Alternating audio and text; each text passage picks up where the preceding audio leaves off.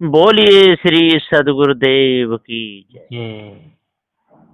बंदी छोर सदगुरु श्री कबीर साहब जी मेरे हृदय मंदिर के आराध्य परम पूज्य सदगुरु श्री महंत साहब जी पूजा के योग सभी संत समाज में चरण कमलों में सिर झुका के 3 बार बंदी करता हूँ। बोलिए श्री सदगुरुदेव की जय। यहाँ पर सदग्रंथ गुरुबोध में सदगुरुदेव की दया से क्रम नंबर 587 तक टीका पूर्ण हुआ है। अब आगे चलता है, ध्यान दें।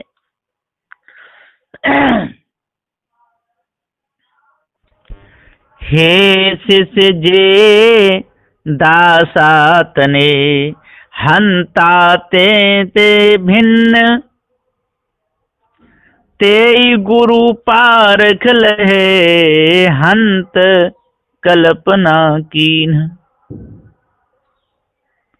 सदगुरुदेव जी पुकार के समझाते हुए कहते हैं, हे शिष जे दासातने हंताते ते भिन्न।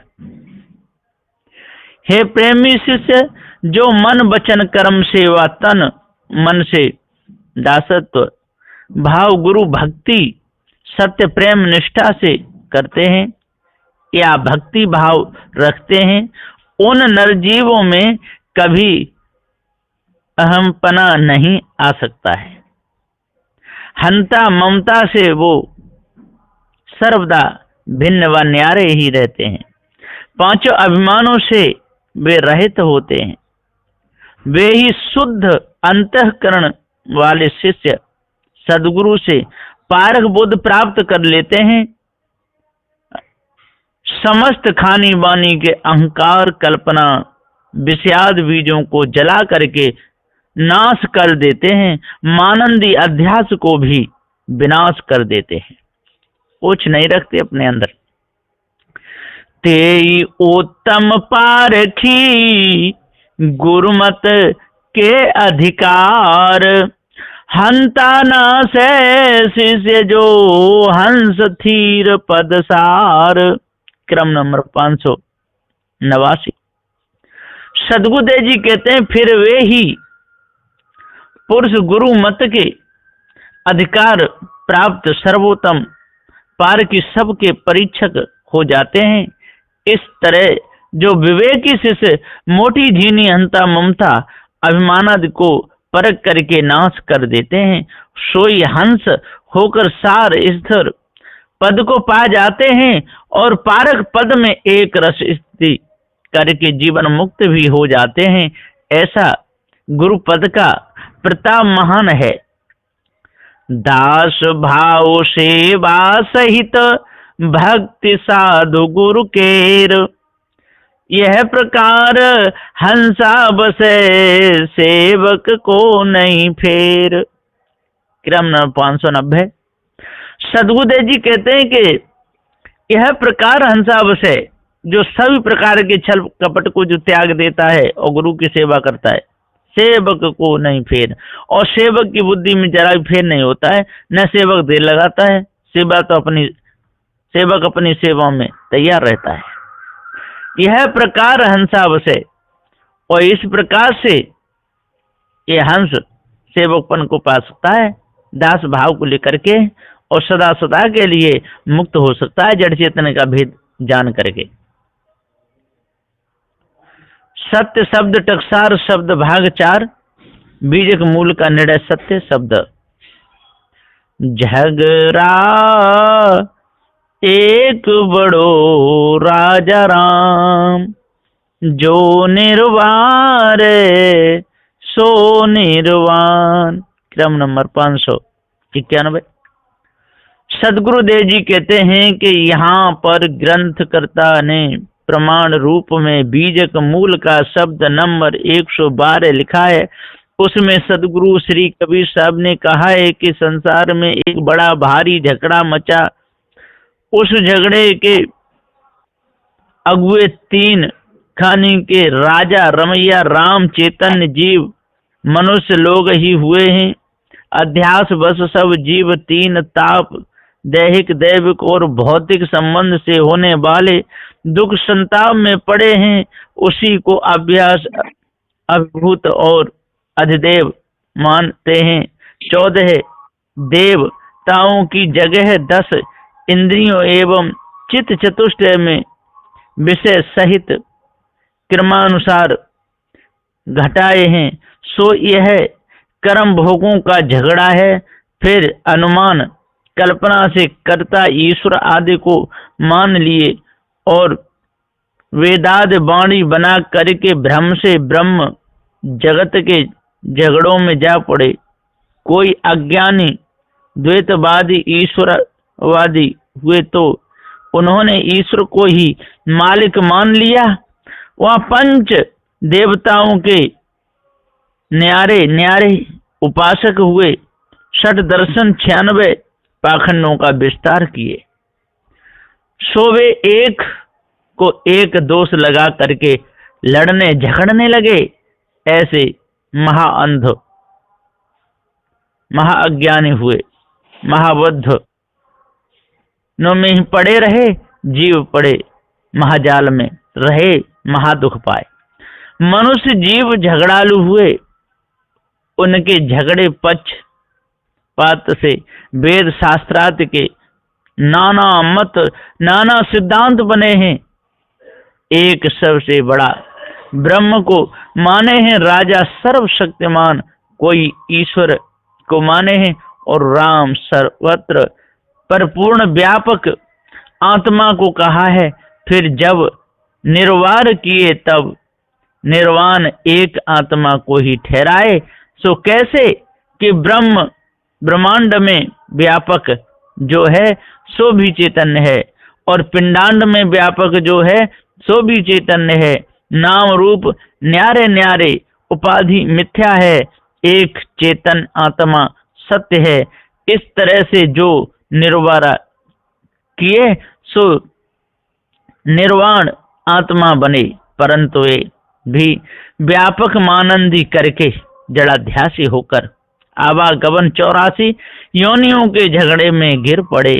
यह पारख उनको नहीं हुआ और जो पारखी संत झगड़ा जगत जीव तम पदार्थ एक राजा ईश्वर तत् पदार्थ राम एकता 80 पदार्थ आत्मा निर्वाण अधिष्ठान। ऐसे गुरुवा लोगों के कल्पित कथन को परख करके देखते हैं।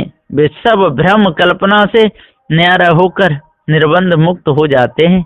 फिर वे कभी उन मतों में झगड़े में नहीं पड़ते।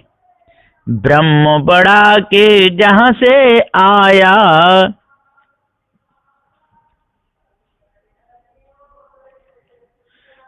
वेद बड़ा के जिन्हें उपजाया।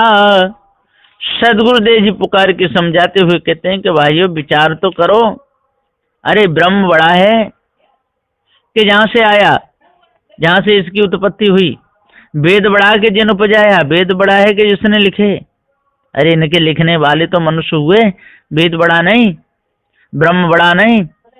ब्रह्म को बोलने वाला, कहने वाला, थापने वाला, कल्पना फंसाने वाला ये चेतन जीव श्रेष्ठ है, जो भूल गया है अपने आप को, इसलिए ब्रह्म के भ्रम में फंसा हुआ है। वेदांत वाणी को लिख लिख करके अपने पद को भूल गया है।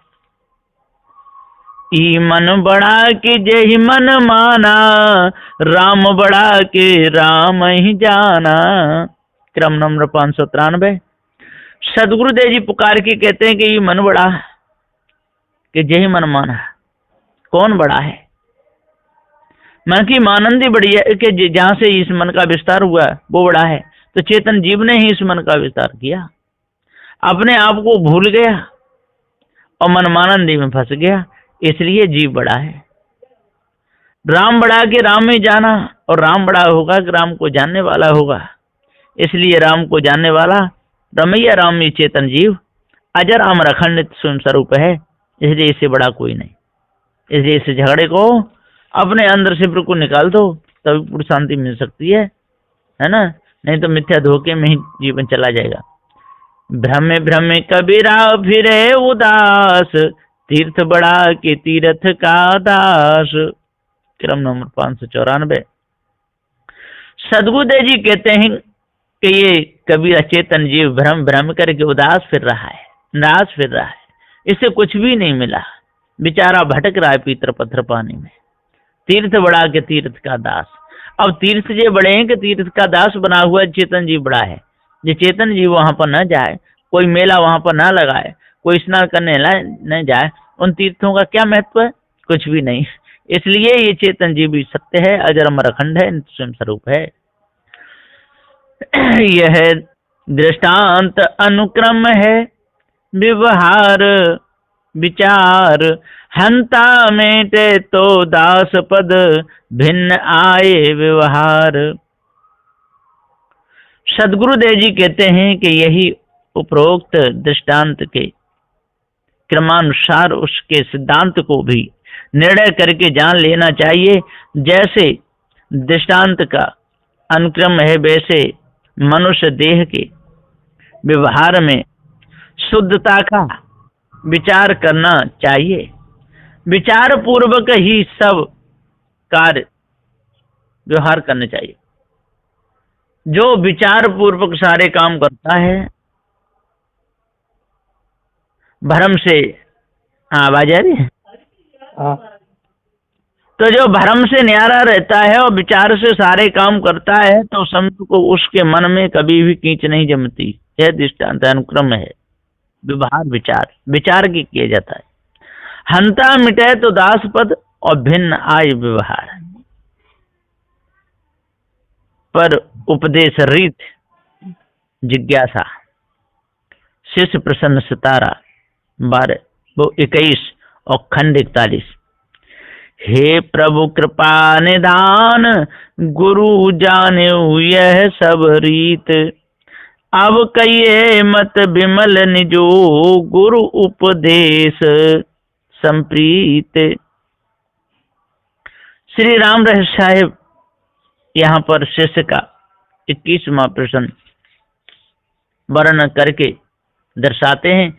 शिष्य कहता है कि हे प्रभु, आप तो कृपा के समुद्र के समान बड़े स्थान या स्थिति वाले सदगुरु हो। आपने हमारे सारे द्वार खोल दिए, अब हम भ्रम में नहीं पड़ सकते, है ना। बहुत कुछ समझा दिए, अब आगे और भी भूल है उसको भी बता दीजिए। गुरु पद जान्यू नीक विधि अनुक्रम कहु उपदेश, जाते तव पद प्रीत अति दिन दिन सरस सुहेत। शिष्य के रह के हे गुरुदेव जी, आपकी दया से गुरु पद को तो मैं अब अच्छी तरह से विधि पूर्वक जान लिया हूं। अब अन्य मनुष्यों को उपदेश देने का अनुक्रम भी एक एक करके क्रमशः कहिए, जिससे आपके पारक पद में मनुष्यों की अत्यंत प्रीत बढ़े, दिनों दिन गुरु ज्ञान में सबों की रुचि बढ़े, सरल ज्ञान कर कल्याण में अच्छी तरह से लग जावे। वैसी प्रकृति के मनुष्यों को किस प्रकार से उपदेश देना चाहिए जिससे उनका जीवन सुधार होकर हित हो, सो युक्ति भेद खुलासा करके बस दर्शा दीजिए, यही विनय है। सदगुरु उपदेश रीत शैली वर्ण। सदगुरु उत्तर किरण 21 खंड 42 चौपाई भाग 17। सोनो शिष्य सावधान मत एहा, गुरुपद लखहु दीर्घन संदेहा। हे प्रेमी जिज्ञासु शिष्य, तुम सावधान होकर के अपने प्रश्न का उत्तर सुनो। मैं अब तुम्हें यहाँ पर सदगुरु के मत सत्य सिद्धांत की रीत बतलाऊंगा, जिससे सब मतलब तुम समझ जाओगे और चित्त एकाग्र करके सुनो।